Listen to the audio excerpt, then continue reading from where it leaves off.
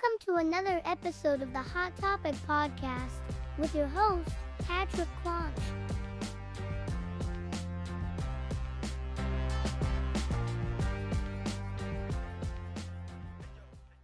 Today I've got Jamie Shellens with Akari Engineering on the Hot Topic Podcast. Brother, how are you, man? You're looking good. How's life treating you? It's great, and I'm excited to be here. Thank you for having me. Yeah, man. Thanks for accepting the invitation. I'm really looking forward to this. You and I have been talking for a while now.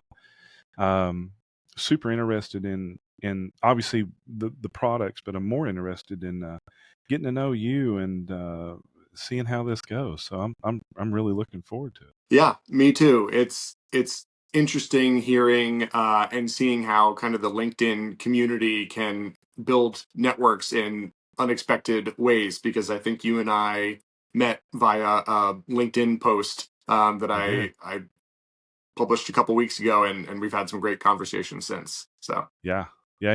It's you're right. It's funny how social media can kind of uh just bring us all together. And I think we've got some mutual connections that we know intimately. Um and then I think I even apologized to you after being in this industry for as long as I have and not being intimately familiar with your product. I was apologetic in that. I was like, man, I should have known about this a long time ago. The product is amazing. I mean, and again, thank you for sending me one of your no drill cab mounts. Looked at it, and like I had told you before, nothing but high quality, and that's everything that I expected. The packaging was great. I mean, everything about it was great. And then I really felt bad. I was like, man, I should have known about this product a long time ago. But here we are. Well, there's no need to apologize. Every trade show that we go to, we still meet people who, whether they know Akari or whether they know, a couple other companies that make slightly similar products, a lot of people have still never even heard of the concept of a no drill mount. Every show we go to. So Yeah. no need to apologize. Yeah. Well, there's always room for more product knowledge and, expansion and things like that. So no, I think that's good. One of my really good friends has been a vendor of mine for, gosh, I don't know, going on 20 years. Um, I had circled back to him when we first started talking, and he's with the Napai Corporation, and previously he had been with Wheeling Lights. And I said, man, I had this really great conversation. Maybe you've heard of their product. And I told him, he was like, oh yeah, I sold their product a lot. I was like, really? I said, I've never heard of it. He goes, yeah, oh yeah. And then he started talking about his wheeling days and then how you guys were really kind of connected through municipalities and, police bids and things like that. So, he knew your product very well. So, and he spoke nothing but high regards for all your products as well. So, for everybody out there that knows about your I product, appreciate that. we hear nothing but good news about it. I'm just late to the party, I guess. So, well, how are sales, man? How's business? Everything going okay? Yeah, things are great. This has been a busy year for us, mostly on the new product development side. So, Akari started in 2010, and for the first, I would say, 14 and a half years or so, the business was almost exclusively uh, pickup truck oriented. So it was just focused on a drill free mounting solution for the roof of your pickup truck, and everything was based on needing the third brake light over the cab of the pickup. And attending Work Truck Week over the last couple of years and a few other shows, when you're walking the show floor, it's not just work trucks that are there. We started to see more and more vans, right? Your Ford Transits, your Ram ProMasters, Mercedes Sprinter, and more and more we were seeing these vans with lights on them or backup cameras or other equipment that was on them. And finally, at the beginning of this year, Tom and I said to each other, this is a market that we need to basically do to vans what we did to trucks 15 years ago. And so really, we started in earnest at the beginning of 2025 with product development, focusing on the top selling vans in the US, the Transit far and away, followed by the ProMaster, and developing some mounting solutions for those vehicles. Really proud of the progress that the team has made this year. We now, over the next couple weeks, are about to bring online both some aluminum rooftop mounting platforms for the Transit and ProMaster, as well as some plastic kind of rear-facing bezel options as well. So different applications, different price points, different materials. But super excited to get those up and running and ready to go out the door, I'd say by September 1st. And then we Wow. have a pipeline of additional vans that we're doing after that. So it's been Wow. a busy year from an R&D perspective, but it's been a lot of fun. Yeah, for sure. Yeah, the van market certainly has it's always been popular, but yeah, since the European designs that have come in with the Ford Transit, the Transit Connect, things like that, the Mercedes-Benz Sprinter, things like that. Yeah, I could see where that is a really really big market. Um, and I'm assuming is your product mostly built for North American vehicles? Is it built for global applications? Do you sell globally? I guess is a good question. So we don't sell globally, but we sell internationally into Canada. That's really the main, non-US market that we've explored. And that's mostly because the pickup truck market in Canada, it's the same vehicle as in the US. Uh, as it relates to vans, uh, that's also exciting because it does give us more of a international opportunity because the Ford Transit is the same globally. Yeah, So we can make one product and now we can, our addressable market is significantly larger than just the US. yeah, What we were also able to do uh, last year was we developed relationships with a lot of the major manufacturers: Mercedes, Ford, General Motors, Stellantis, Nissan as well. We were able to get access to their direct vehicle CAD data. So, as a manufacturer of products, you have to go through quite a process to be vetted in order to get the information. But once you get it, it allows our design process to be a fraction of the time that it used to be. Because you have the specific data of how you want to design your products. And we can go from a process that used to take, 6 to 12 months. And now we can have working prototypes in, days or weeks. So wow, it also allows us to say, okay, here is maybe the US vehicle, but here is the European equivalent because oftentimes it's the same parent company who will release a European version, and we can get all that data and do that as well. So the opportunity for expansion internationally is something that I'm really excited about. yeah. I mean, that's huge to be able to get those engineering drawings, for lack of a better term, to be able to really ramp that up. And as you were talking, the more I started thinking about it, you deal a lot with fleet management companies that are global. So, I mean, there's a high possibility that your product is global and you may not even know it because they're putting your product on vehicles and you have really no idea where they're going to end up. They could end up overseas somewhere. I would assume that's the case. It's very true. Um, I haven't seen it, but it's absolutely a possibility. I know there's several companies that are exporting, the Ram 1500 from the US over to the UK. So it's definitely a possibility. It'd be Hmm. fun to see some of those overseas vehicles with our products on it. Yeah, you'll see it pop up one day on Newsweek or something. You'll see it, have your Akari Products logo Yeah. on the back of a truck somewhere. No, that's really cool. Yeah, I could see where the Canadian market, and the United States, really those markets are very similar.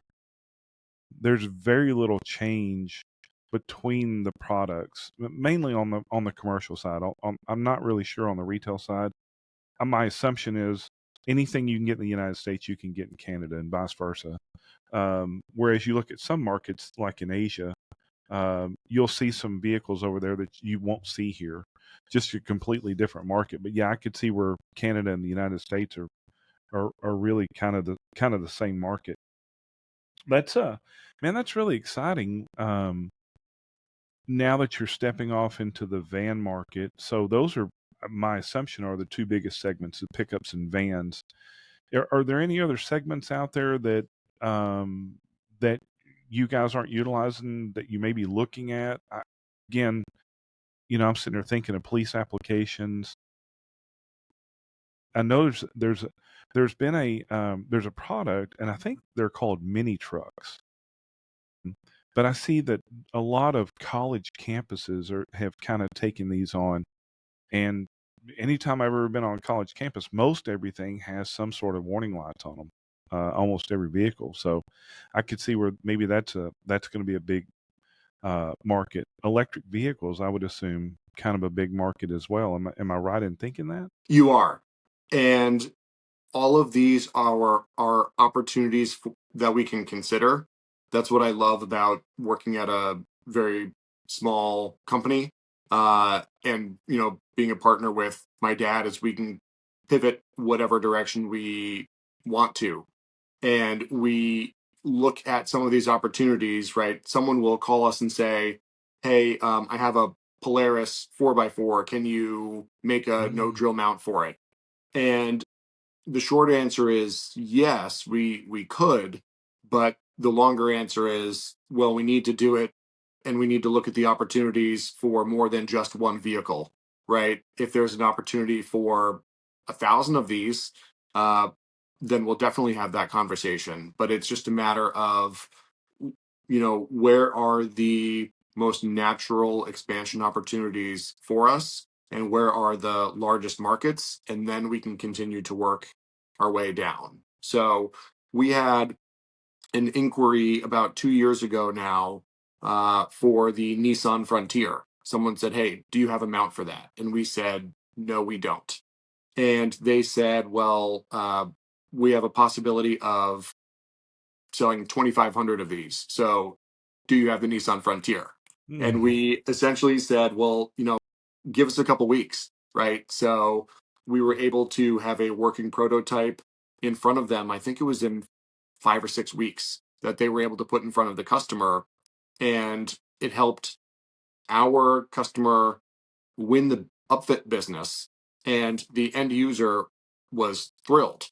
So that, I think, is just a good example of how, you know, we didn't have a product, but we also like to be the company where if one of our upfitting partners or customers has an opportunity, we want to help them win the business, right? Because now, after that, we've sold a bunch more of those Nissan Frontier mounts, right? Because other people want that same product. So it pushes us to develop things for certain specific opportunities, but then it broadens our total product catalog. So I'm always happy to do that for the right opportunities, and they're not all wins. We had actually the same customer come to us and say, "Do you have anything for the Chevy Trax?" Which is a compact SUV. And, again, our entire company history has been the third brake light of a pickup truck up until recently. So we looked at that and we were just thinking, well, how do you even do that? Right. And so the more we studied it and thought about it from a design and engineering perspective, we developed a mounting platform. Because there's no third brake light, the only thing that's on the roof of the vehicle is that little shark fin style antenna. So we designed a totally new mounting mechanism that attaches to the vehicle via that shark fin antenna factory hole. And it was a brand new product for us, right? And that's not a product just for that one vehicle. Now it's the entire SUV and sedan market that all has that same antenna style.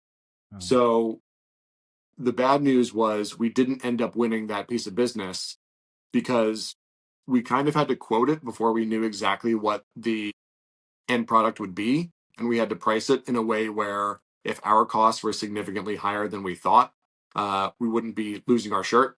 Um, so we didn't win that piece of business, but at the same time, it accelerated our development of that product market by probably 2 years, kind of chasing that opportunity. And that's something that now I think is going to be finalized towards the end of 25, early 26, kind of running into that market as we're finalizing getting the remainder of the vans that we want to have complete, getting those up and running. Um, our product development kind of ebbs and flows based on a combination of uh, customer responsiveness versus our internal decisions to seek out other markets. Mhm. Yeah, I could see where that would be the case. Um, as you were talking, I'm sitting there thinking, I know your product or products have some sort of patent attached to them. I would think you would have to, right? How many patents do you guys hold? So I think the number right now is around 12. And the product that you and I were just discussing that attaches via the GPS antenna hole, uh, that's something that we now hold a patent on Wow. because it rushed our development forward, and we said this is a great idea, even though it's not going to end up selling for this opportunity, but we need to patent this. So Yeah. we did for that. For some of our new van products, there's a provisional patent on that as well. So as we go along, we do like to be mindful of if we're doing all the design work to make sure that we're protecting the business moving forward. All of those historically, Tom is my father who owns the business, and all of the patents have historically been in his name. And at the beginning of this year, I was the one who was kind of pushing the van expansion forward. And I was more on the design side as it related to how some of these attachments were going to be done. And so it was kind of a point of pride that when we made the final decisions, the patent application was in my name. So I now hold one provisional US patent. I have my patent number and all that. So that was a really fun experience this year. Yeah. Yeah, it's really cool to have something like that with your name attached to it. So 12 patents, wow. And that's over the course of the that's over the course of the lifespan of the company, I would assume. Yes. How often do you have to file for a new patent? Is it every time you have a model change, or does it have to be something significant to be able to apply for a new patent? It has to be significant enough to claim that there is a difference between what you're doing now versus what was previously being done. There's a difference between a design and a utility patent, and the threshold to have something assigned is kind of based on whichever type you're going with. And yeah, so you need to make different claims each time. So if we're making small, stylistic changes, we're not going to bother because it's also not inexpensive to do it every Yeah. time. Yeah. Uh, but for example, when when the Silverado switched in, I believe it was 2020, from the regular cab design to having that, we call it a spoiler on the rear of it. Uh, when they did that, we were the first company to design around that so that there was still a mounting application for the Silverado. And as soon as we designed it, we put in a provisional patent on it, which was granted. Um, so it's two ways, right? One is to protect ourselves, and the other, from a business strategy perspective, is to kind of block competitors in the market. So it kind of serves two purposes. But yeah, they every time we have a relatively new product, we're usually filing something. Yeah. And like you said, those things are to file a patent. It's costly, correct? I mean, it's not file $100 filing fee here and here we go. It's several $1,000s. Am I right? That's correct. And the hardest thing is sitting on your hands, because once you know that you have a great idea, you can't really tell anyone about it. Because if you design a brand new product and your patent hasn't been approved or filed yet, filed is the key term, not approved. But if it hasn't been filed yet, and you start to go on social media and say, "Look at this brand new product that we have," you can then make an argument that it's public knowledge, and now you lose your ability to have a patent on it. So Oh. a couple things have been designed recently, and you just need to sit there quietly and not tell anyone, which is excruciating at times. Just Yeah. waiting. Oh my gosh. I mean, is that a long process? What are we talking about? A few months? Could it be? I guess it could be a few years. Um, to have the time frame between the submission and the actual approval can be up to a number of years. But from the for I think our most recent product, from the submission of our initial, designs and details, all the information that were sharing with our patent attorney, to when the actual application was submitted, was probably 8 weeks. And a lot of that is going back and forth between us and the patent attorney to make sure that what we're describing, he's understanding and putting in the proper language. Um, so that part takes a while. And then once it's submitted and you kind of get your number, um, then you're more free to talk about it and everything. But it can then still take, a year and a half for the patent office to give you a thumbs up, thumbs down. Wow. And I guess if you were, and I'm going to assume that, do you manufacture all your products in house? You don't use a third party or a different company to manufacture any of your product. Is that safe to assume? It depends on the component. So some of it we do in-house, and some of it we do still have a couple third-party vendors. So it Gotcha. it depends entirely on the part. Yeah. So when you get this new product and you've designed it and you're waiting on the patent office, for third parties, you really can't even discuss it with them to say, hey, this is where we're going to go with this, and try to ramp up any sort of production or kind of get your third party companies lined up. So yeah, I could see where it's excruciating because you really can't do anything. You just have to sit there and just wait, and that would be tough. It is tough. I do think with a couple of the vendors that we still use, these are companies that we have at least a 10-year relationship with, and that we do a lot of business with. And most of them we actually also have non-disclosure agreements, so we don't need to tell them the purpose of the entire product if they are building a subcomponent of something. So Yeah, we might periodically still say, can you make this part, which is 2% of an overall product, so that way we can start to do some, you know cost engineering as well, right? To make sure that not only can we make this awesome product, but we can make it for a price where we can turn around and actually sell it and yeah, make a profit, right? yeah, So um, we get that process started before everything is filed. But you're right. We can't really give everyone a full picture of what we're doing until some of that is complete. yeah, yeah. I can see if it's a third party, you're just taking a drawing of, like you said, a two. That's really all they need to see. They don't need to see the whole thing. It's like, look, all I need you to do is concentrate on this little bracket here. Can you make it? What does it look like? Give me a prototype, and how much is it going to cost me if I ordered X number? Yeah, I could certainly see that. That's very interesting.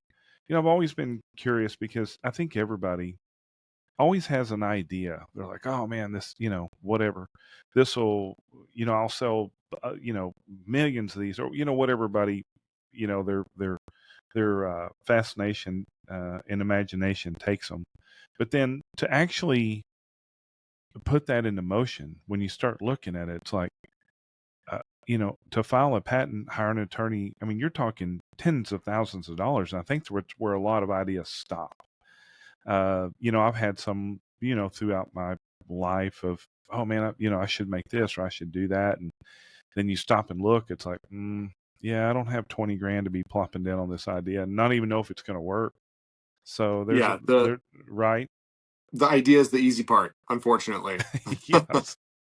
Yeah. Yeah. As tough as it may seem to come up with the idea, to be able to get actual drawings, to be able to get a patent, and then try to find, if you're not going to manufacture the product yourself, then you have to find a manufacturer to be able to build this thing at the quality that you expect. It's a process. It's not easy. So I commend you guys for being able to continue to innovate and, add new products. You said you've got now 12 patents. I mean, that's amazing. That's a lot. That sounds like a lot to me. I'm sure there's companies out there that probably do 12 a week. I don't know, but that Yeah. just sounds like a lot to me. You keep referencing Tom, your dad. Tell me about that. I know in previous conversations we talked about he started the business, and I guess you were a part of it. Walk me through that again. Yeah. As far as my kind of work history and my experience with Tom, so Tom started the business in 2010, which happened to be the year that I was graduating from college. And right out of school, uh, he offered me a spot to help out the new business. So from day one, I was a part of Akari, and I was doing everything from, actually assembling the product, boxing, shipping, trying to do a little bit of marketing work, going to trade shows, while he and another business partner at the time were making all of the new sales relationships and out there pushing a brand new product. Um, but I was a part of the business for about a year and a half. And at that time, I left for a totally different career, and I was in wealth management. So I worked at a large firm for almost 8 or 10 years. And then at that point, I left to start my own wealth management business with a couple business partners. Um, and then it was about 2 years ago, right around now, when, and this is where the overlap between work and family starts to play into it. My wife and kids and I were with my parents over Fourth of July weekend. So almost a little bit more than 2 years ago now, and I was talking with Tom. It feels weird to keep calling him Tom and then my dad, depending on the context. But um, I would say I was talking to my dad, and expressing some frustration that I was having with something going on, with business partners and work where I was. And it was a very father son conversation. And Tom was talking to me about how he was having some you know, very preliminary, very exploratory conversations about another company who might be interested in buying the business from him. And, when I left Akari, it seemed like he had it scribbled on a calendar. He had an annual reminder to always say, if you ever want to come back, let's talk about it. And every year I would say, yeah, no, I appreciate that. I appreciate that. And then during this conversation, he said it again. And I said, let's talk about it. Let's actually talk about it. And this was, a couple bottle of wine type conversation. And, the wheels in both of our heads began to turn.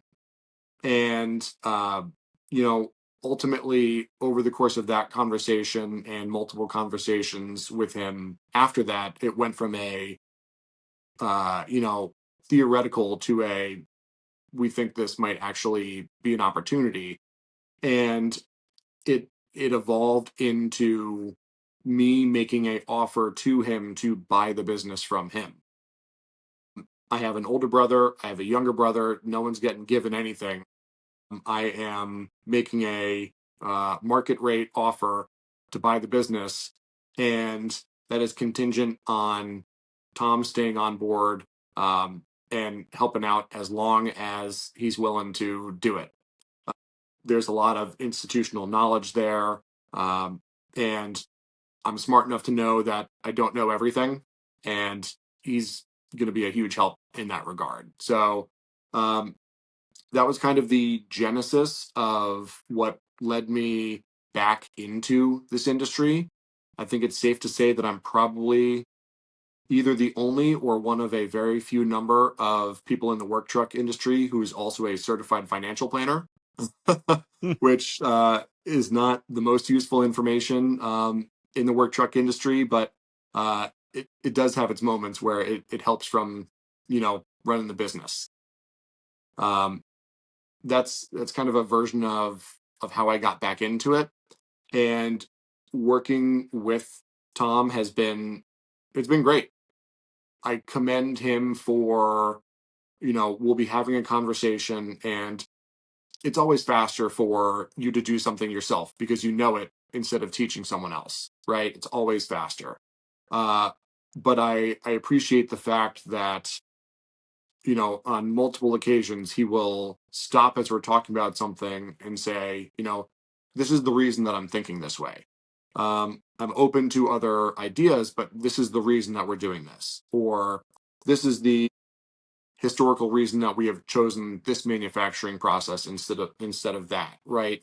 Thermoforming versus injection molding, upfront cost versus lower per part piece versus lower cost, higher per part, right? Those types of things. I was just in wealth management for a decade, right? Selling a service instead of a tangible product. So now to come back into an industry where I need to get up to speed on the manufacturing side, uh, the learning curve is steep, and he's been great in getting me up to speed on everything. Yeah. Yeah, I could see where when you stop and talk about manufacturing versus retail, it's two completely different worlds.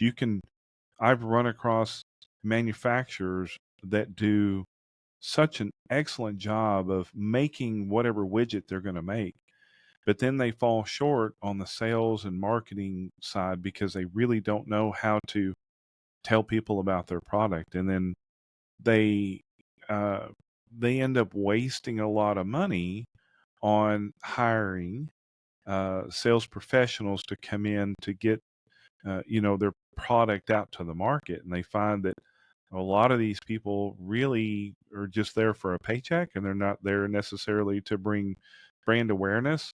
And a lot of companies fall short and they end up just doing away with their sales team altogether because they figured, man, I'm paying you X number of dollars a year and I'm giving you basically an unlimited budget to go hit, all these trade shows and, get the product out there. But yet the return on investment is far, from what we expect and what we kind of need to be able to keep the company going. Because, a small company, you start spending, $1 million a year on, sales and marketing, and that puts a big dent in a lot of small companies.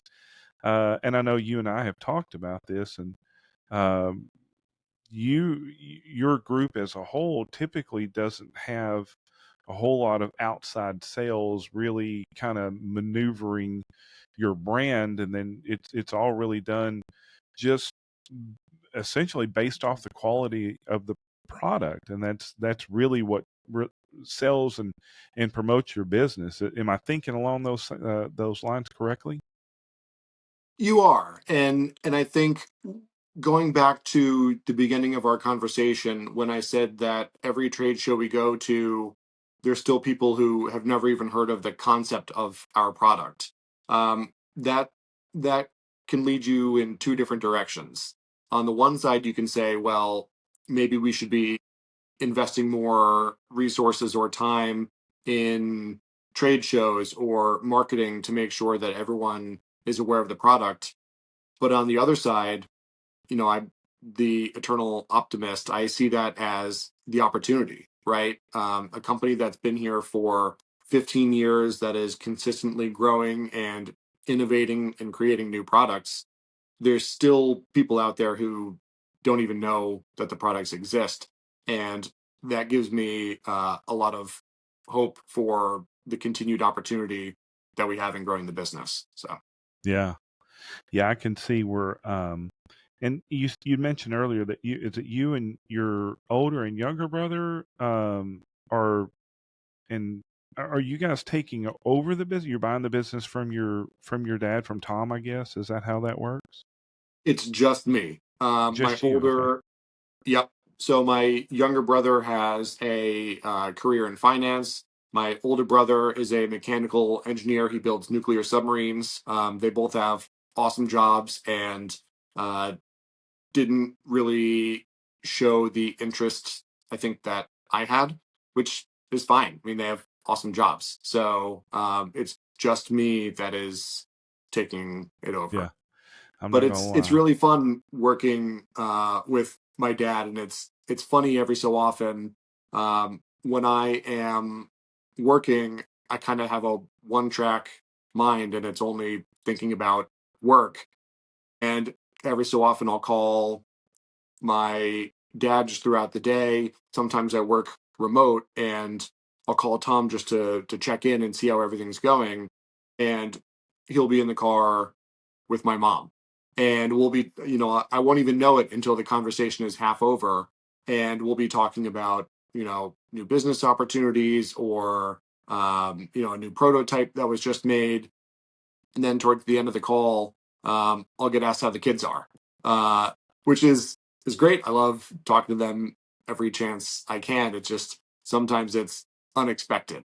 Um, and it's the same way where we'll be having my son's fourth birthday party, and midway through the party, Tom will want to talk about, what's the status of this prototype, right? So the family work dynamic, there's never really an off switch. It seems like with a family business, um, but we do a good job of uh, managing that. And there's also kind of this mutually assured destruction aspect, I suppose, where we could have a pretty frosty Christmas if things ever go sideways. So it keeps us both honest. So Yes. Yeah. Yeah, it's tricky. Me and my youngest son years ago embarked upon a family business. And I commend you and your dad because it is testing in a lot of situations, especially early on as we were trying to build one from the ground. And I essentially was the money side of it. My son did all the sweat equity. And as you can imagine, you get two, let's call it two dynamic personalities, and we both have kind of a vision. You're absolutely right. There are really no lines that you can't blend between personal time and business because if you're um, I'm sure with us it was, well, we don't necessarily have a whole lot of time to talk, so when we do talk, we talk about personal stuff, we talk about family, and then we talk about business. So um, it it was it was testing for sure. It's very difficult for us anyway. I see a lot of great family businesses, and I commend them all because I know how tough it can be. How did your how did your dad get started with the product? What was his background in the industry? so he had a totally different career for a while, and he was designing and manufacturing signs for companies, for malls, for hotels, hospitals. He was in the sign business, and he left that for an opportunity with a company, Track Rack. So they make the the rear pickup little racks to put lumber, boats, whatever you want, and put it over the bed of the truck. So he was working with them for a period of time and was trying to set up a relationship between Track Rack and Wayland to have a kind of a hybrid product that incorporated Wayland's lights on the Track Rack system. And I think there were, that was kind of around financial crisis 2008 kind of time frame when some of that was happening, and that product and the partnership between those two companies didn't work the way that it was supposed to. And it was kind of during his time there that he started to develop the idea for the what eventually became the Akari products, because it was a, hey, we're trying to put these lights on this rack system on the back of this truck because we don't want to put lights on the vehicle. And so if you eliminate the rack from that equation, it's okay, well, where else can we put it? And so that's eventually kind of where the genesis of the product came from. And then it evolved from there. And he, during that time, met a number of the Wayland, sales reps, and that's what kind of ultimately continued the development of the product. Yeah. So more of an attitude of, well, if I can't find what I'm looking for and nobody really understands what I'm talking about, just go design one and build it yourself kind of attitude. Exactly. Yeah. How crazy is that?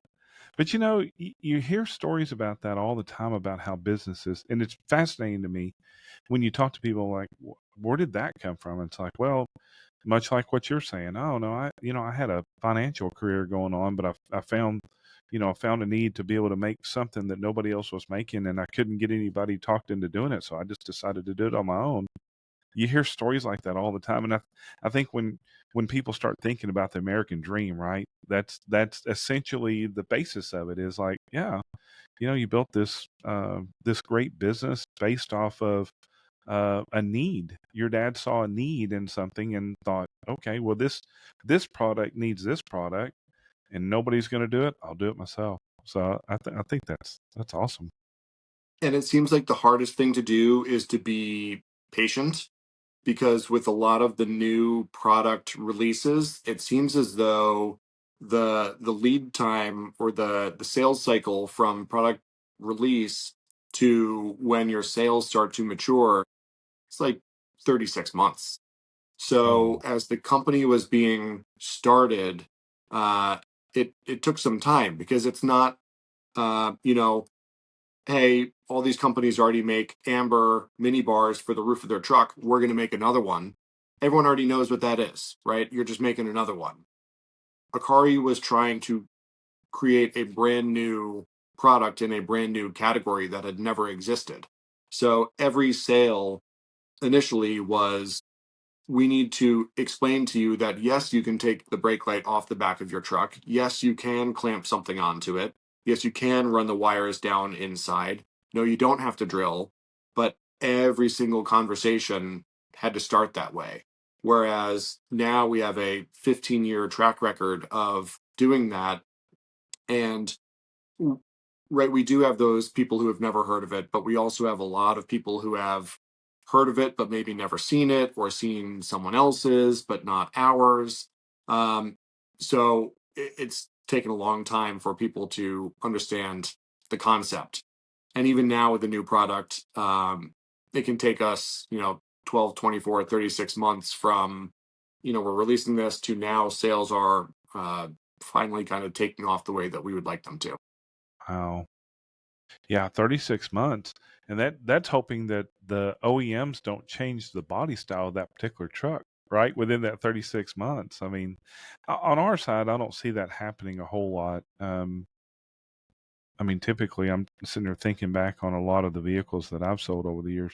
Typically, a design will stay in place, I would assume, probably 8, 10, 12 years or longer, or I would assume, without a whole lot of wholesale changes. There might be some small, subtle changes that they make in cab design and things of that nature, but overall, the cabs pretty much are the same, I would think, over a long period of time. Yeah, so the F-150, well, the F series, all the way from the 150 up to the 600, is the same cab style, and that hasn't changed since 2015. And if anyone from Ford is listening, please don't change it. but but at the same time, Patrick, from my perspective, like I said before, Akari prides itself on our ability to rapidly adapt to a ever evolving environment, right? So there are now other companies who offer competing products, but most of them only offer it for the F-150 because that's the highest selling truck in the US market, right? So they say, why not? We'll make it. Whereas if Ford changed the entire cab style going into 2026, I think a lot of the people who are making one of those mounts might say, forget it. We're not going to reinvest the engineering time. We're just going to give up on this product because for a lot of other companies, that product is a subcategory of their entire business, whereas this is our entire business. This is what we do all day, every day. So while I don't want them to change it, I also feel as though if Ford did change it, we would have a 6 to 12 month head start on every other business in actually having a product to be able to offer. Yeah. So kind of goes both ways. So Yeah. You guys can move a whole lot quicker than a lot of other companies. And I do agree with you. A lot of companies that may only be making that one product line, if or when, not if, but when the cab design comes around, they may just, like you said, just step out of the market completely until they figure out maybe they missed the market, or maybe the engineering was too much for them. And yeah, that makes total sense. But you guys offer product across all three OEMs, right? The Ford, GM, and Stellantis or Ram, however you want to look at it. So, yeah, you're fairly yeah, have a decent product line, so that certainly helps. we do. The only one we have Nissan as well. The only one that we don't is Toyota, and that frankly is because from the fleet side, we've never really seen consistent demand there. I do think that we could do it if we wanted to, and there would be sales. It's never really been a compelling business case for us to invest the time and resources to do it. That's interesting because, well, here in Texas, we see every pickup. I mean, 9 out of 10 vehicles down here are pickups. I see a ton of Toyotas on the road, but now that you mention that, in the application that would need your product, and it's mostly off road, right, off highway, whether it be road construction or oil field, for lack of a better term, you don't see a whole lot of Toyotas out there. You see Right. a lot of Ford, really, honestly, Ford, and you'll have pockets here or there depending on. And honestly, I think it's what sort of dealer coverage do you have? What if a particular region has uh, a dealership or multiple dealerships that have really good service departments, you will see a lot of that OEM in that region. Um, Right. Simply, because a lot of the decisions, at least in my experience, comes down to brand loyalty is a big factor. However, if you don't have serviceability built into that brand loyalty, it only goes so far. So, for example, I have a customer that's got, well, they're probably up over 1,000 units now. They will only own Fords. That's it. They won't even consider Ram, won't consider Chevy. And as we went through the chip shortages and, the issues shortly after COVID, their stance was, I would much rather rebuild my Fords than to buy a brand new Ram or Chevy. That was their Interesting. stance. It was very interesting, but they did okay. Their thought was, there are plenty of dealerships in the country. You will find me what I'm looking for. And I got to tell you that it was not easy. And there was times where it was very trying because their anticipation of getting a new vehicle didn't meet with me trying to source that vehicle, it taking weeks and sometimes months. And then, but at the end of the day, they still have all Fords. They never had to buy a Ram. They never had to buy a Chevy, and they never had to rebuild one of their own trucks. They were able to keep going.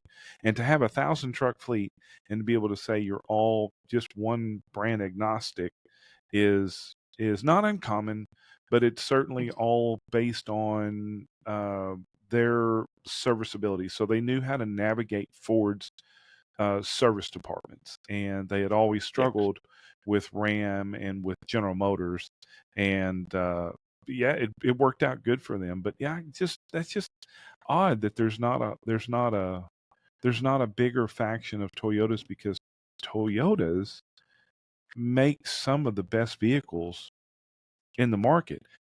It probably hinders them that they don't offer a 3/4 ton pickup, which that's what you see a lot of, that is off highway type stuff. But even still, you see a lot of F-150s. But yeah, it's interesting that there's not a big market for that. And now a word from today's sponsor. At Akari, craftsmanship is at the heart of everything we do. Each of our products is meticulously designed and manufactured right here in the United States, ensuring that you receive the highest quality components built to last. We stand behind the quality of our products with confidence. If you are not completely satisfied, we will make it right.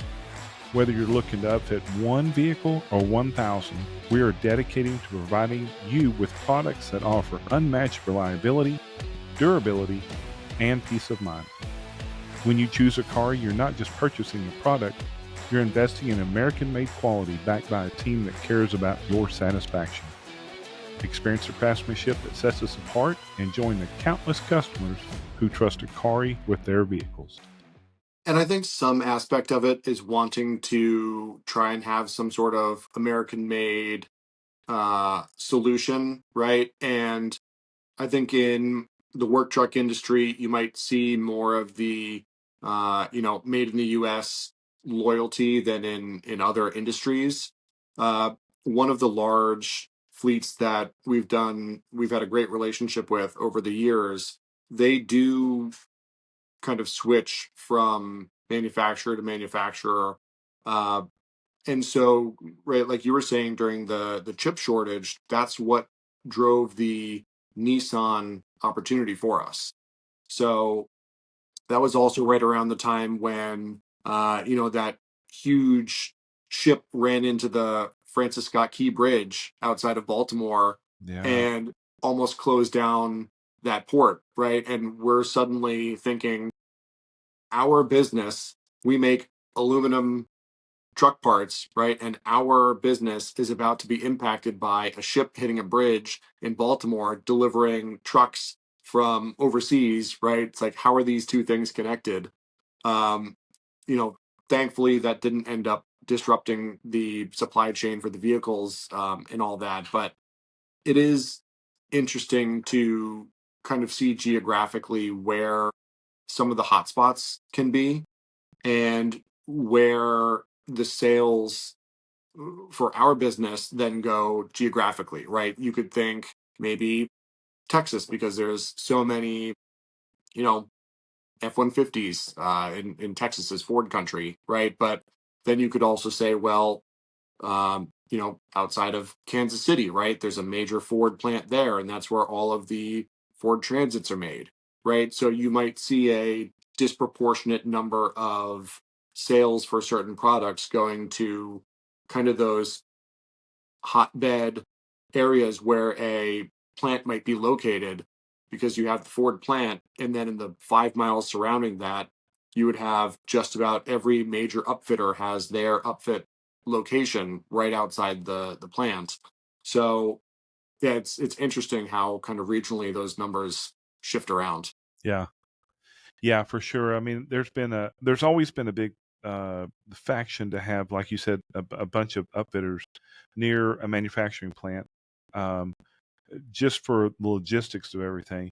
And I think that um, that's going to continue to be the case, especially now that a lot of that manufacturing is coming back here to the United States, or what we're led to believe, right? So, all that's being brought back to the United States, I can see where upfitters that may have only had, let's say, a handful of locations now may have to double some of their uh, facilities to be able to satisfy a lot of those manufacturing plants. Depending, of course, it depends on where everything's made. So, uh, pickups are made obviously around the country. Toyota's got a big plant here in Texas, but like you said, in Kansas City, there's a lot of product being made there from the transit and all into Detroit and that area.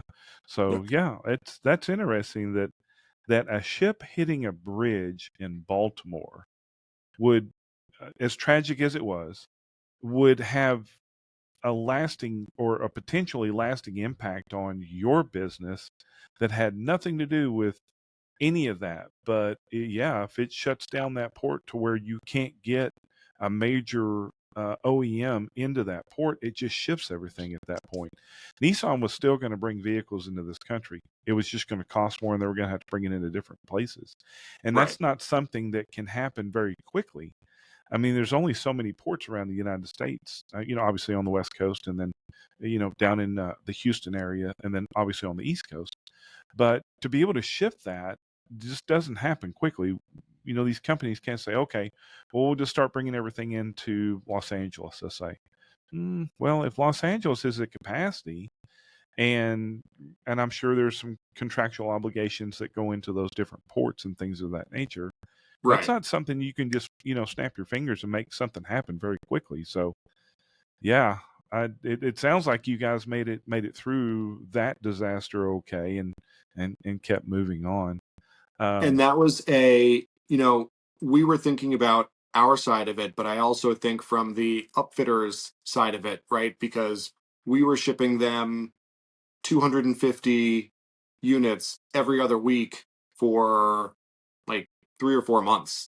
Uh, so there was a lot of logistics, even just from our side, to be able to fulfill that order. But then if you're the upfitter, you're getting 250 of our mounts every other week. You're getting 250 of the mini bars that you're putting on there. You're getting 250 of everything, while you're also not completely sure that the trucks are going to show up. So my hats off to those guys for handling the logistics on that as well. yeah, yeah, because it's and obviously you've been in it long enough to know. I've been in this, for a lot of years. You get disruptions, and it's all about how do you adjust to them. That's all it is. That's really all we do. It's like, for all intents and purposes, you can build a product. You can figure out the best method to logistically get that product around. But as soon as a disruption happens, it stops everything. Now we've got to figure out, okay, normally we were shipping these things in here. I'll never forget years ago. And it was, there was a UPS plane that went down. And back then we used to do wet signature contracts. So a lot of what we did, we would send out, 30 or 40 UPS packages, overnight packages on a daily, to be able to get contracts to customers, get their signatures, come back. Now it's a lot easier with DocuSign and things of that nature, but um, we didn't know about it, and it didn't click that we heard that there was a plane that went down. Very tragic, obviously. Yeah. But your first thought is not to, okay, was my packages on that plane? It was sympathy for the people that were involved. And then you kind of move on to your day. And then it wasn't until like 3 days later when my customers are calling me going, hey, I never got that package. That's when you start to look up and go, oh, well, let me check UPS. You look at UPS and it still shows in transit. It's like, I bet those packages were on Mm, that plane that went down. So yeah, I mean, yeah. it's how quickly can you adjust to things? Um, much like, and it's ironic that um, that I had written this article several weeks ago about the gray tsunami, and I know you had on LinkedIn you had said something about that and how it kind of hit home for you, obviously being as a second generation owner, and but the premise to the story or to my article was that there is a lot of these businesses that are owned by uh, people of your dad's age that they have nobody to give the business to. So that was the premise of it, is there's going to be a lot of businesses that are just going to go by the side because the second generation, they've gone off much like your brothers. They have wonderful careers. I'm not gonna lie, it'd be kind of cool building nuclear subs, man. I'd want to I'd want to see how Yeah. that's done. That's really cool stuff. Um, but yeah, I mean, for your older brother, he's like, man, I kind of enjoy building nuclear subs. Not to say that I don't like dad's business and being able to have some sort of lineage to that, but man, I'm really comfortable where I'm at. And I think as my parents were um, um, whenever I was getting to an age of a college age, there was a huge push in the mid 80s, I guess, is really when it kind of started of, hey, your kids need to go off to college. They don't need to go get a trades job. So fast forward, 10 years after I graduated from high school, you start to see the trades come out of the public schools. And there was this huge push for college. And then I think what we're seeing now, and have been for several years, that there's a lot of kids that have these college degrees, and we have this huge shortage of the impact of the trades. That's why we see a shortage there. And what we're doing as a country, we're starting to react to that and putting the trades back in. Um, but it's almost to a point to where right now, and probably for the next 10 years, as these businesses become um, at a point to where the owners need to find another landing spot, whether they just want to retire, they're done with it, health reasons, whatever it might be, what happens to those businesses, right?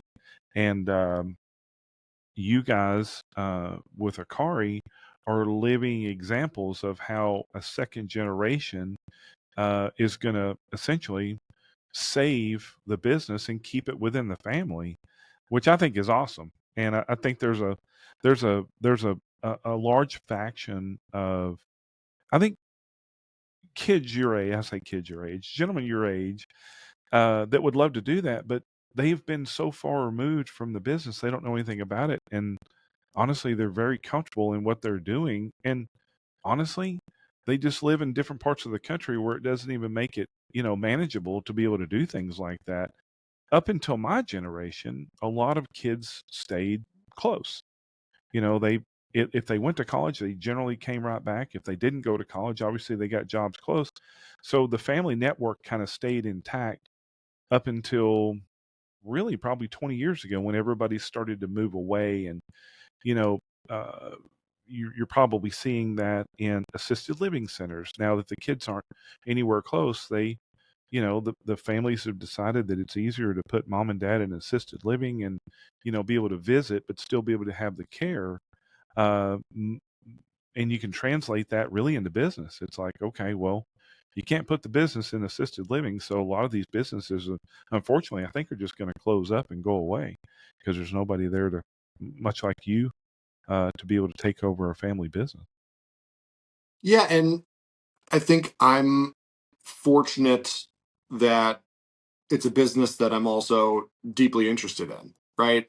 If my dad was running, if he had a dental practice, right? Or if he Mm. was a CPA or something like that, I just don't think I would have the same level of interest in taking over a family business. Not that those are both things that you don't need to be highly qualified to do, right? But it's a level of interest. And I think making a product for the work truck industry is something that is really interesting to me, mentally stimulating, right? And I just have fun at work. So I think that was kind of the primary driver.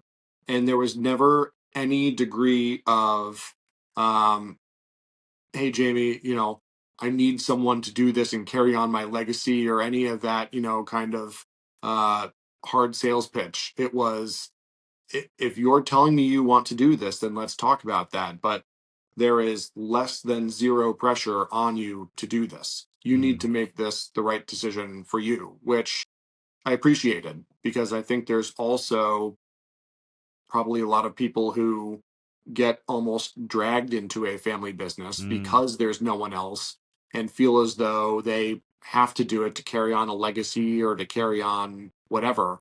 And that's a tough place to start as a second generation, almost feeling dragged into it, whereas I'm kind of proactively jumping into it.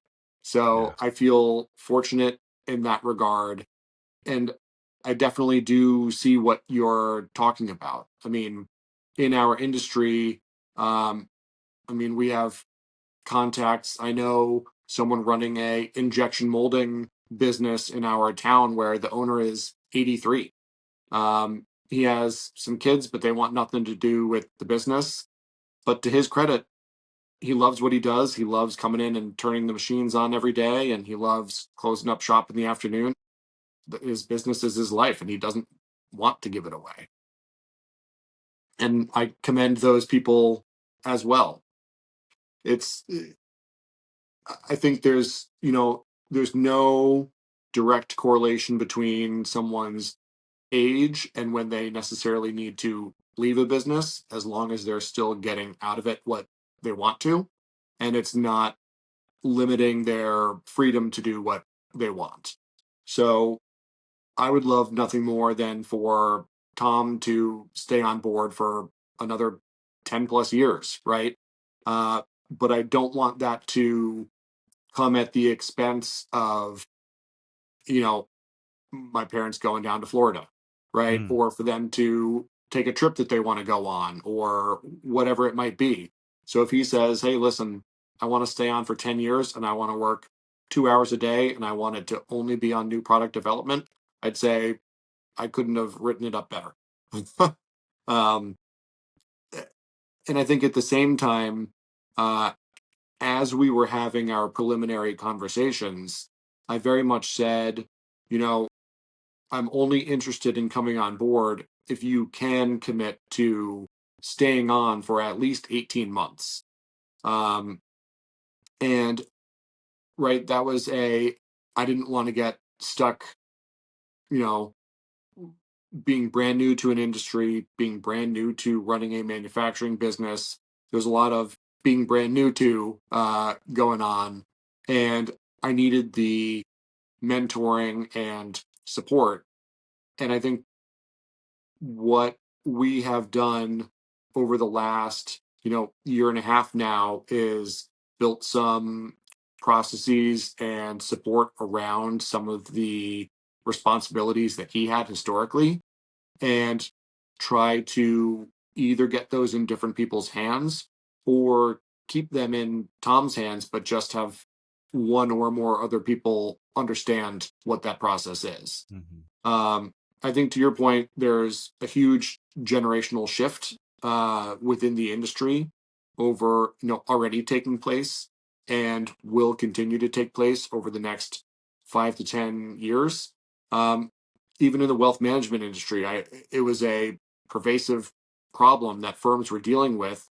Uh, One of the firms that I worked with, I think the study said that 70% of the advisors were over the age of 55 or over the age of 60 or something like that. Just some massive shift that would be taking place.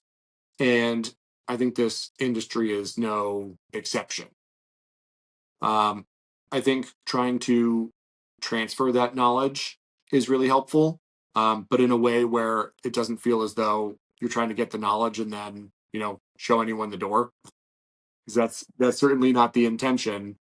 Um, And I think there's people out there who are doing a great job of offering some solutions for that. So we're doing it internally, but just through the LinkedIn community, I know people whose entire business is, hey, I'm going to come in and I'm going to help you take video of all of your working procedures. So that way, if someone leaves, if you have new hires, everything is documented. You can see exactly what the steps are. And there's less of, hey, is XYZ person here because they're the only person who knows how to do that, which presents some significant business risks. So I think we're working to limit the instances of that being the case. And I think, right, you talk about it in the context of the gray tsunami of kind of a older generation who's looking to either step back entirely or step back in a meaningful amount from time perspective. Uh, but I think the same logic can apply across the entire organization. And by that, what I mean is, um, I don't pretend to be an expert in, cost engineering for manufacturing because I've been doing it for, not my entire career, right? But as we are making some of our decisions, we also have a couple of young kids who help out on our assembly line. And I try to proactively make a point of doing the same thing that Tom does to me to them, right? Where say, hey, this is the new product that we're rolling out for the ProMaster. This is the new product for the Transit. They might ask me a couple of questions. I'll say, we chose to have this thermoformed because the upfront cost is lower and our per part piece is higher. So we did an analysis, and over X number of units, that's what we would need to get to for injection molding to be a better solution. And I think you can see their level of interest kind of spike up when they're not just learning this is how you put this part together, but this is the understanding of the business aspect and how you make some of those decisions. And I think it keeps them super engaged, feeling like they're not just a worker on an assembly line, right? They're actually getting a behind the scenes look. Yeah. So Yeah. I think that's super important as well. It is.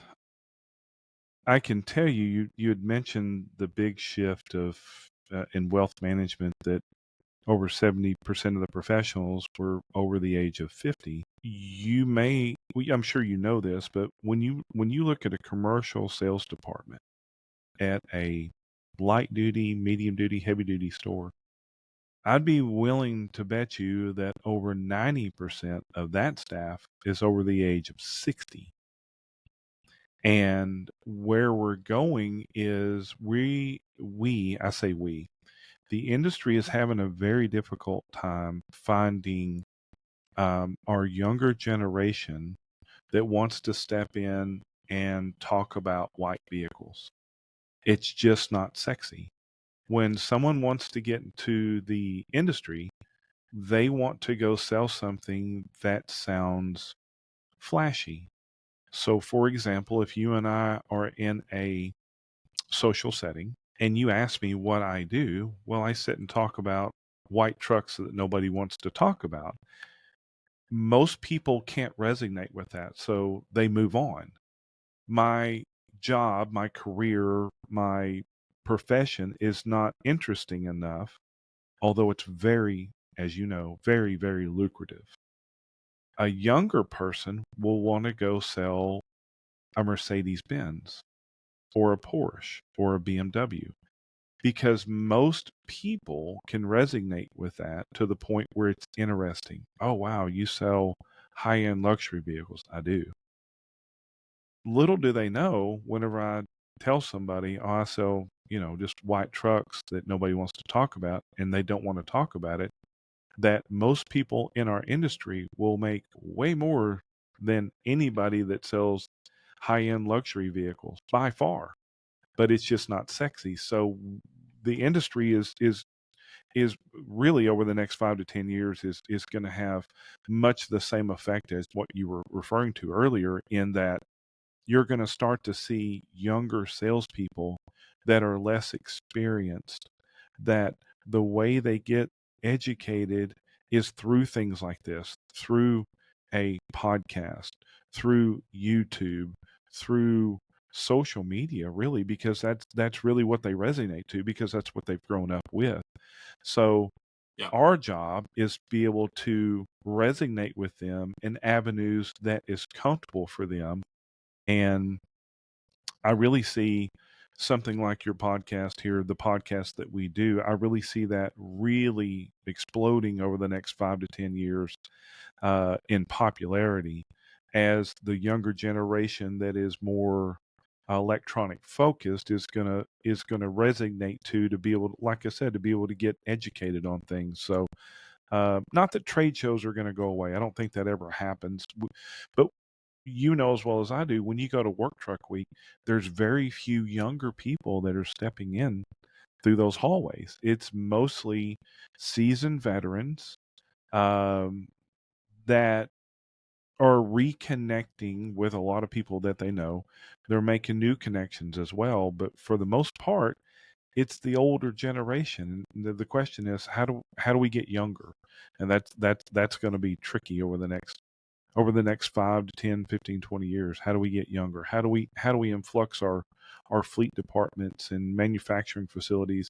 But I think you're doing an excellent job by bringing along your younger and I don't want to call them assembly workers, but essentially that's what they are.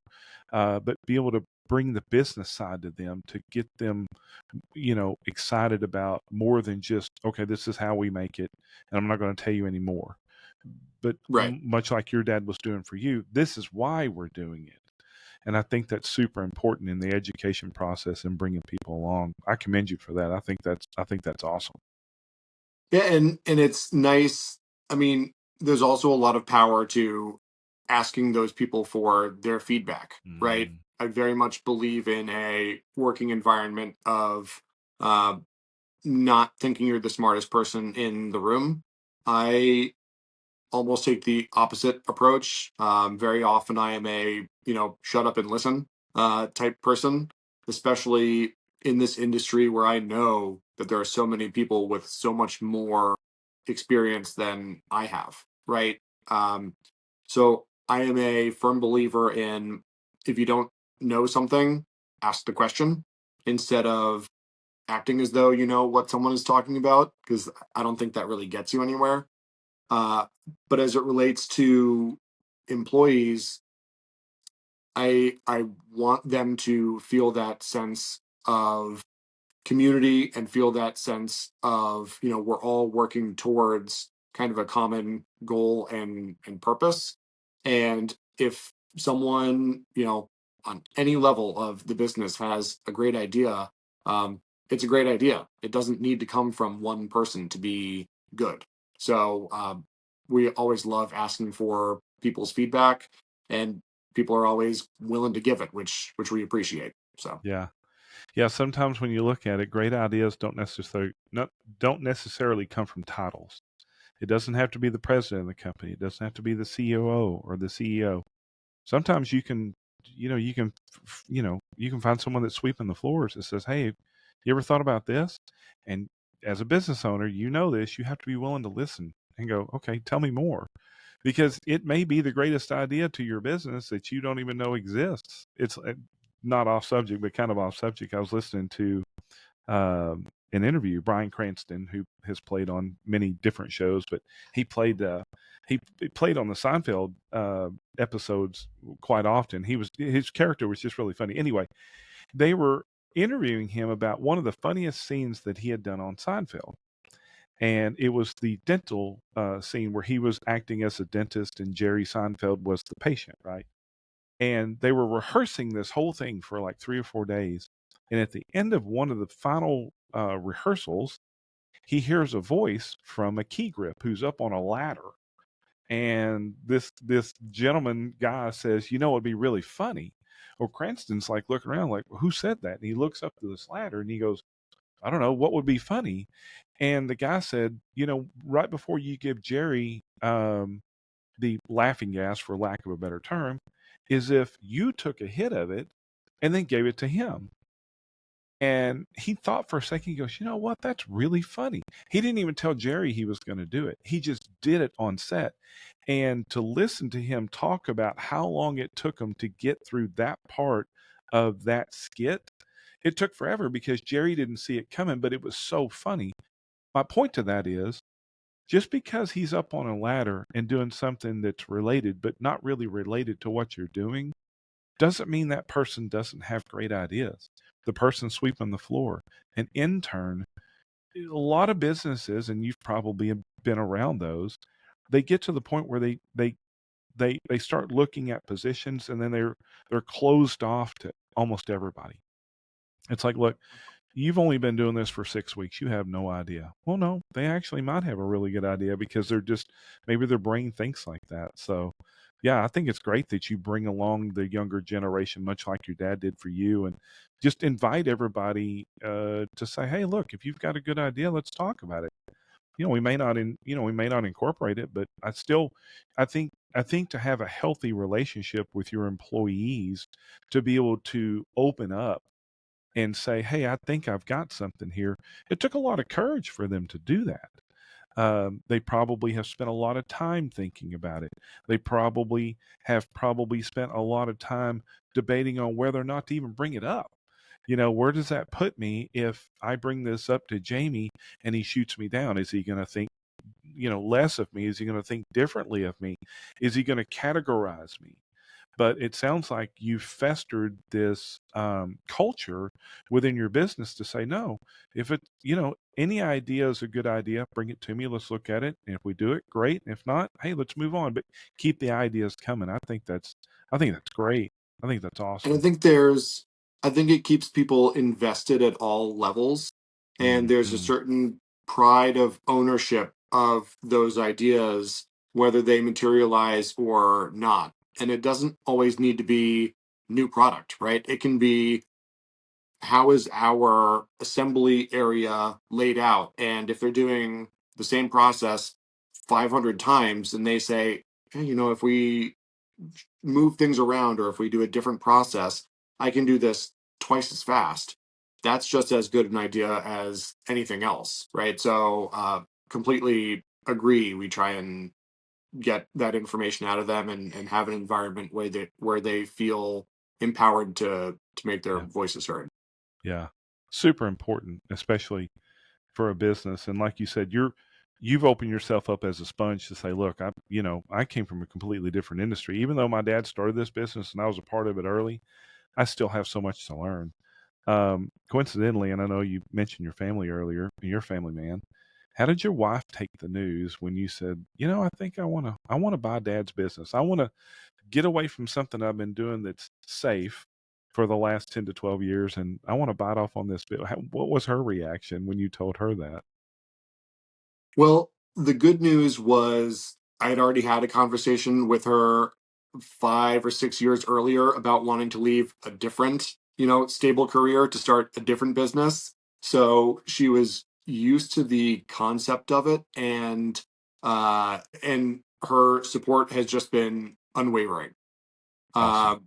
Uh, I think I would not be doing what I am Mm, had it not been for her being totally 100% supportive, saying, if you want to do it, I'm here for you to make that decision. If you don't want to do it, that's fine too. But ultimately saying, if it's where your heart is, then we can figure it out. And that is has just made all the difference in the world. And I think to go into something like this without that support would make it impossible. So, uh, she's been super supportive, both from, you know, uh, I don't know how many hours I talked her ear off about, do I do it? Do I not? Here's the trade offs and everything back and forth. And she was a great sounding board, sometimes just letting me kind of vent, and other times giving me really helpful advice and counsel.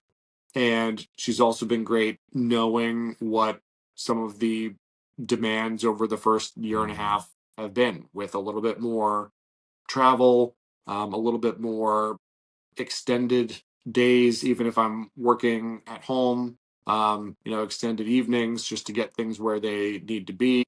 Um, but you have to find that balance as well, because you don't want to have a super successful career and leave your family, not having a husband and a dad around. So I have to weigh that at the same time, and they obviously are far and away my number one priority.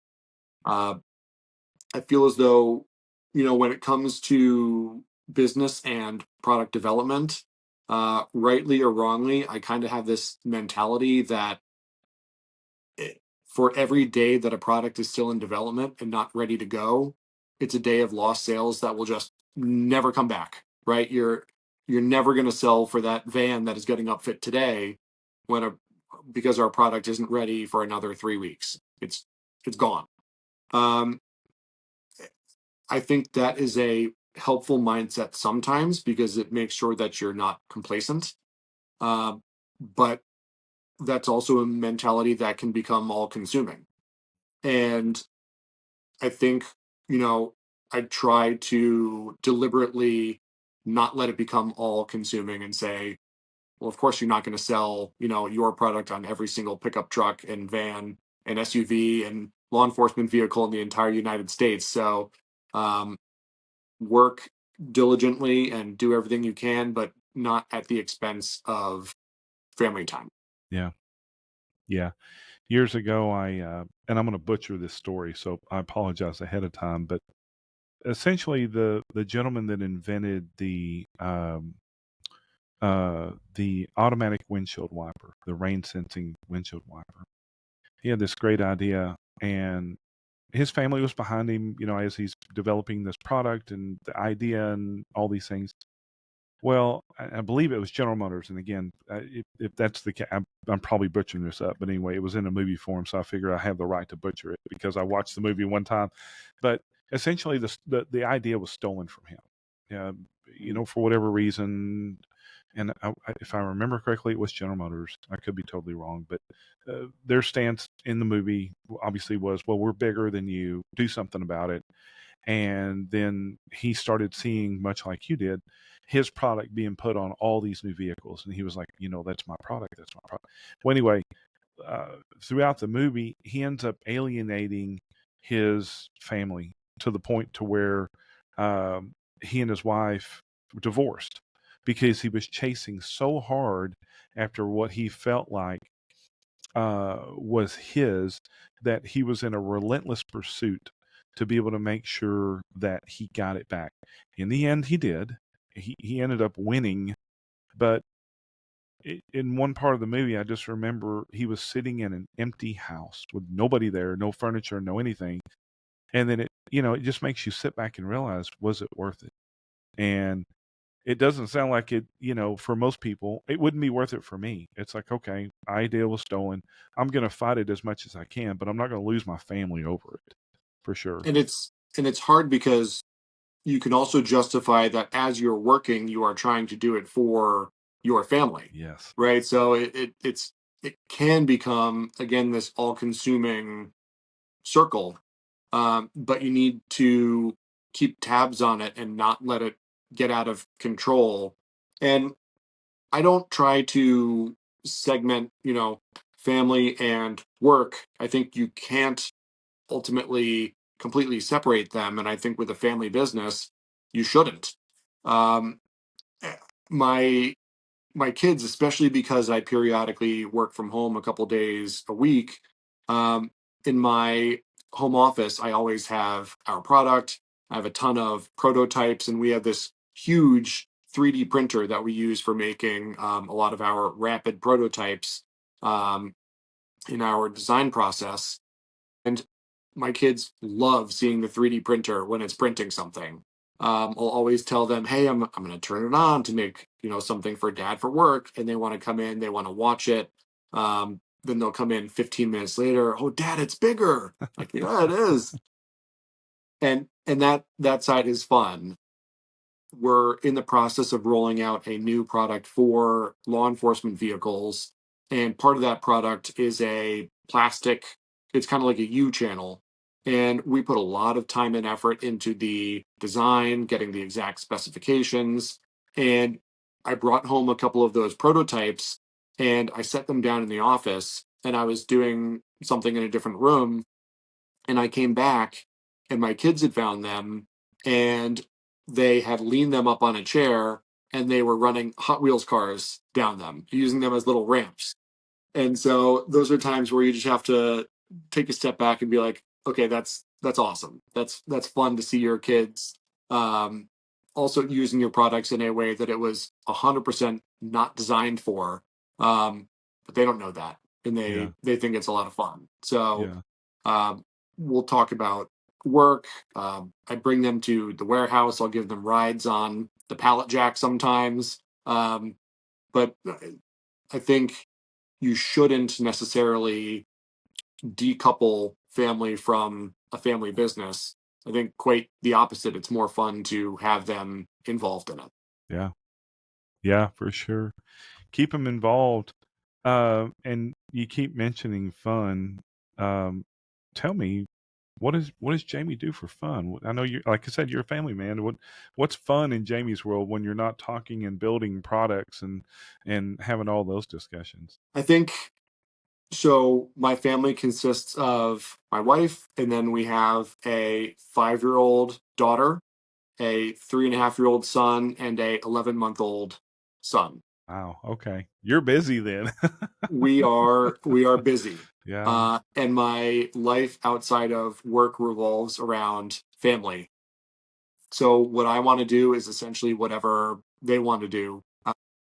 So I mean, we try to be a outdoor kind of oriented family a lot. So we're out every chance we can get. I love, we have an older home. Our home was built in 1750, Wow.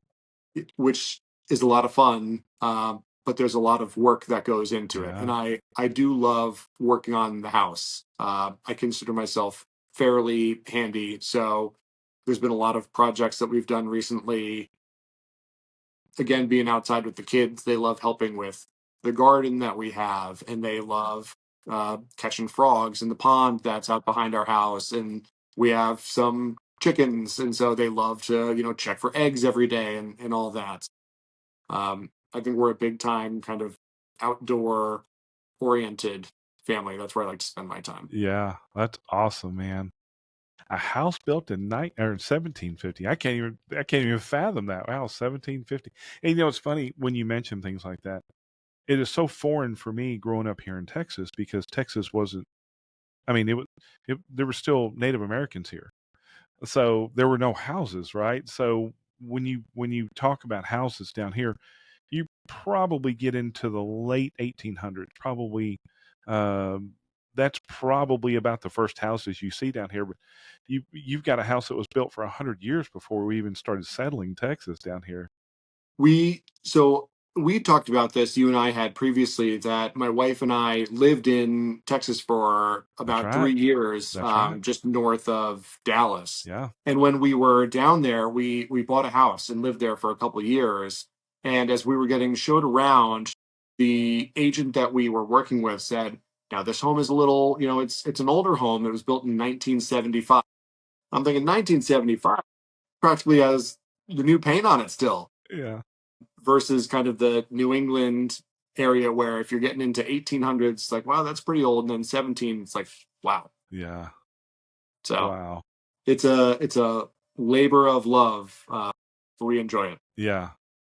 Think about how many lives have come through that house in almost 300 years. That is amazing that it's still standing, and I'm sure, knowing you, that it's in great shape. But how many people has crossed through that threshold? That is just awesome to think about, because yeah, you're right. Down here, you know, it, it's all relative, but there are, as there are older homes down here in the 1800s, but certainly not in the 1700s. But just to think about, life 200 years ago, and you're talking about life 300 years ago. Yeah, That just fascinates me. History fascinates me, and seeing older homes like that, it's amazing. They're expensive, and they're a lot to keep up with, but they're, and yeah, down here, as you know, because of all the extremes, we have extreme drought, we have extreme cold, tornadoes and windstorms and things like that. To find something that was built in the mid 1700s would be hard. You'd be hard pressed to see something last that long down here, because it's just so it's so the weather is so impactful here that you'd almost have to have a fort built for it to last that long. So I don't even know yeah, that our definitely. I don't even know that our state capital is that old, to be honest with you. It probably Hmm, isn't. Yeah. interesting. Yeah, yeah, because I think Texas has only been a state for, gosh, here I go. I'm a native Texan. I don't even know this. I want to say probably over 200 years, maybe. I don't know, but maybe not even that much. But yeah, 1845. I there you just looked go. it up. Okay, so we're It's coming up on it. Yeah, coming up on 200 years. So yeah, I mean, I'm sure the Capitol wasn't there in 1845. It probably came around 1875 or so. And your house has been on the ground built for 125 years before that even happened. That's just yeah, amazing. yeah. How crazy is that? That's a great story, man. I think that's awesome. Family time, obviously awesome. We all know this. You just can't replace time. The older I get, the more I look back on things, and I cherish the time, and uh, fellowship and friendship and family and things of that nature. It you can't replace it. Uh, And I I agree you can't replace it. And I think at the same time, as you are using your time, I just firmly believe in using it to the best extent that you can. And I think what I mean by that is when I am working, if I'm traveling on a trade show, anything like that, I am not necessarily an extrovert by nature, um, but when I'm at those trade shows, I force myself to be, because I think that if I'm going to take time away from family for work, right, I'm going to push myself to do all that I can to maximize that time. Uh, it's hard to do sometimes, but kind of have to force yourself to do it. yeah, I agree with you. I'm not an extrovert, which everybody thinks that if you're in sales, that you're an extrovert. That's not true. That's not true at all. My sales process was based on processes. Basically, I'm a process oriented person. So what was enticing for me to present to my customers was the process that I put in place to make the process a lot easier for you to purchase. It wasn't that I was outgoing. So like you, when it comes to trade shows, there are times I have to force myself to be social. Yep. And I'm around a lot of other salespeople that are social. So I don't want to say it's a chore to be around that, because it's not. I have great industry friends that I've made that have become great personal friends, as I'm sure you have as well. But when they're like, "Oh man, it's 2 in the morning, let's go over here," I'm like, "Yo, man, it might be 2 in the morning, but I'm more of an introvert than an extrovert. I'm ready to go back and kind of get to a routine." Yeah. So sometimes it's difficult. Sometimes it's difficult to push yourself beyond those limits. So I totally understand where you're coming from. Yeah. Well, Yeah. man, tell me. I'm interested to know where are you going to take Akari? What's your roadmap? What do you see in the next 5 years? You love that question, but where do you see the future over the next 5 years going? Yeah, I feel very fortunate to be stepping into the business where when I am, because I think Tom has laid a incredible foundation for the business and built a incredible reputation for the business. So I think as we look towards the future, I want to continue to organically grow sales of our existing, pickup truck mounts. And at the same time, I think there are other growth avenues like we've already started to go into in the van market. There are opportunities that we're just beginning within the law enforcement segment, and then opportunities within the sedan and SUV markets as well. So I think that'll absolutely take every bit of 5 years to develop all of those products, to take them to market, and to start to have the sales growth from those. I think that's what I'm excited about. Mm, Um, I think our mission from the start has been having, simple drill-free mounting solutions for vehicles where we are making products that provide value and make sense for fleet owners and upfitters. And I think there is a lot more opportunity ahead of us for that product development. that's awesome. Yeah, I think I agree with you. This industry is in a really good place right now, albeit it's a little slow due to a lot of economic factors. There's just a lot of, I think it's just more than anything, I think it's just a lot of uncertainty as to what's going on, what's going to happen. We can talk about the normal interest rates a little high, cost of living's, it's getting under control. We just we kind of had an epiphany just this past week. I was talking with some friends in the industry, and it never really occurred to us that while truck sales are kind of slow right now, we always want to know why. Why is it? Because we want to be able to combat that with, well, let's just fix that. There's certain times in the industry that you can only do so much. You can only call on so many people. You can only do so many things. You can only do so many ads and things of that nature, and you just got to sit back and go, okay, well, it's just part of the process. But Right. part of the process, especially down here, I think what we're feeling the effects of mass deportations. Here's what I mean by that. Let's say you have a business, generally landscaping, okay? Let's say they have 15 trucks in their fleet. Well, if half of their employees that were driving those trucks are now in hiding, maybe they were deported. This customer went from 15 working trucks to now 7 or 8, maybe 10, but he has trucks sitting and he doesn't know what to do Yeah. because he's uncertain. He's like, okay, are my guys coming back or are they not coming back? Is the business going to pick up? Is it going to slow down? So that business owner is at some level of uncertainty to the point to where they're not even thinking about buying new trucks. Well, if I can't get you out of your old truck and get you into a new truck, then when is that process going to happen? It may take another 6 months. It may take another year. Transversely, those things affect you. It's like, okay, well, if we get to a point to where your product is, predicated on new vehicle sales and we don't have new vehicles rolling, it's going to affect you. I would think it's going to affect you as Right. well. So we're all just kind of tied into this together. But um, all that will pass as it always does. We will get busy again as we always will. I think your uh, vision for the future, I think your product is superior to what I've seen out in the market.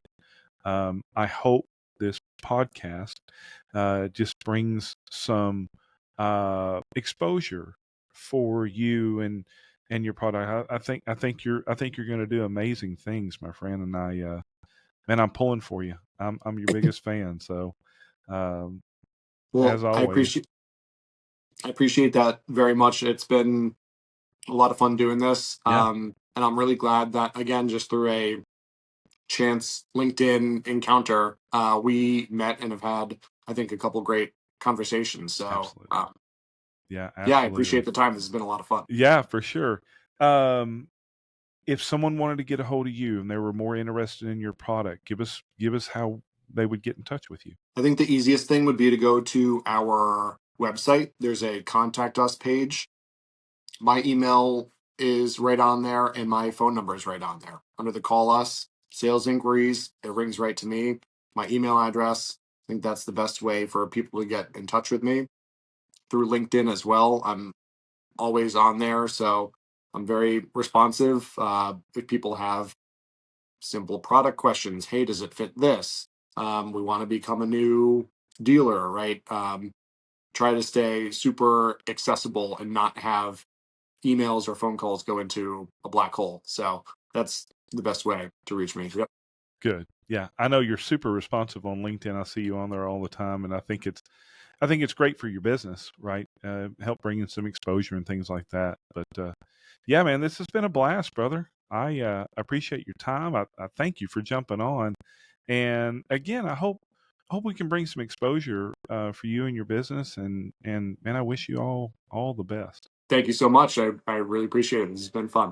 Absolutely, brother. I'm sure we'll be talking soon. And like we talked about before, if you get down here, I get up there, we're gonna get together and have some coffee sometime. I love it. Looking forward to it. Sounds good, Jamie. Good talking with you, my friend. We'll talk with you soon. All right. Thanks. Yes, sir.